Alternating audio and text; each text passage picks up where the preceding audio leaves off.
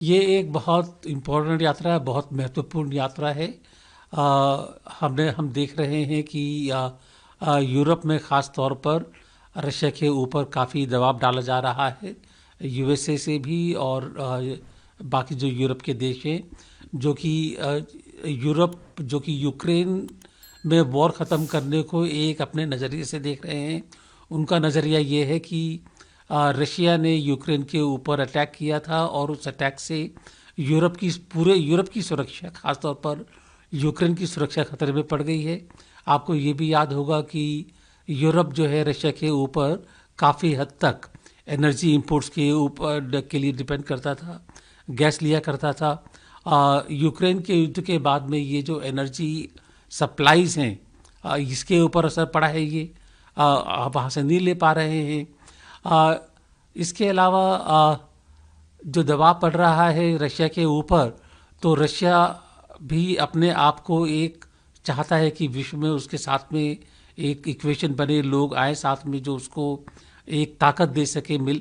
तो उसके लिए उन रशिया को भारत के एक अच्छा महत्वपूर्ण देश दिखा है, जिससे कि अगर संबंध और मजबूत हुए तो उनको उनको लाभ होगा उससे।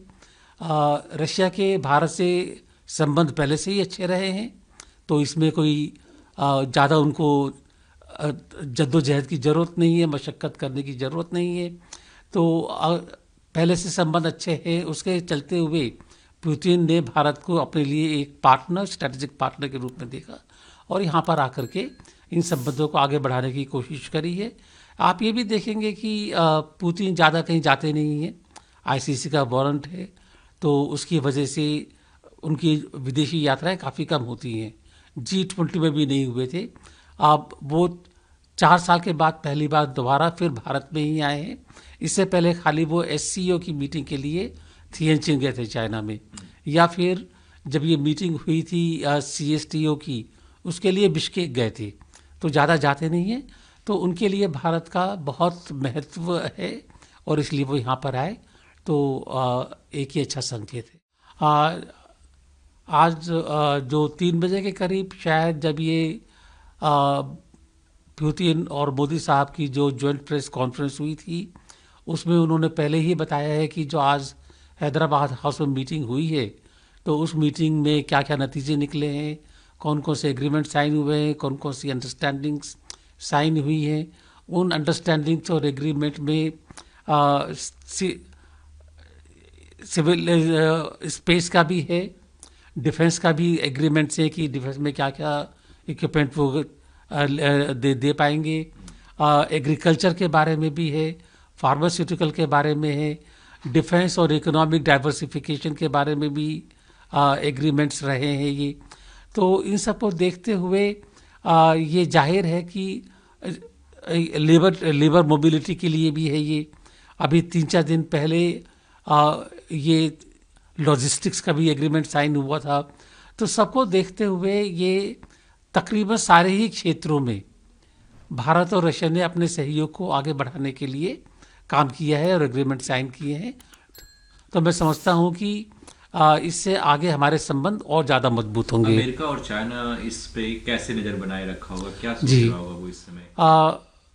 अमेरिका और यूरोप वो दोनों ही इस यात्रा को काफ़ी गहन दृष्टि से देख रहे होंगे, क्योंकि उनको ये देखना होगा कि इस यात्रा से जो रशिया का यूक्रेन के ऊपर युद्ध चल रहा है, यूक्रेन से उस पर क्या असर पड़ेगा ये।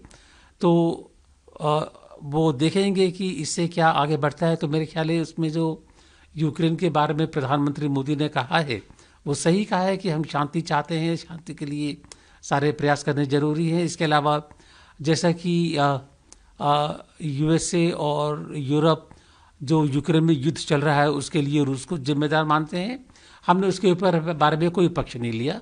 हमने खाली ये कहा है कि दोनों ही को, यूक्रेन को और रूस को, ये युद्ध ख़त्म करना चाहिए और उसके लिए शांति के सारे प्रयास करने चाहिए ये।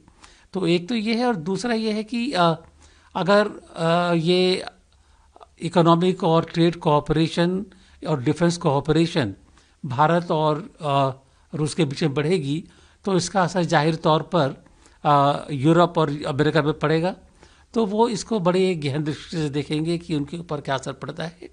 चीन और रूस के बीच में पहले से ही काफ़ी अच्छे संबंध हैं, और मुझे लगता है कि अगर भारत और रूस के बीच में संबंध और अच्छे हुए तो चीन यही देखेगा कि वो इन अच्छे संबंध और जो संबंध मजबूत हो रहे हैं उसमें उसको क्या मिल सकता है, क्या फ़ायदा है, उसका क्या रोल हो सकता है। वो अपनी उसकी दृष्टि ये रहेगी वो कहाँ पर इंगेज हो पाए। ताजा खबरों के लिए लाइक, फॉलो और YouTube पर सब्सक्राइब कर बेल आइकन दबाएं। साथ ही ताजा अपडेट्स के लिए swedeshlive.com पर विजिट करें।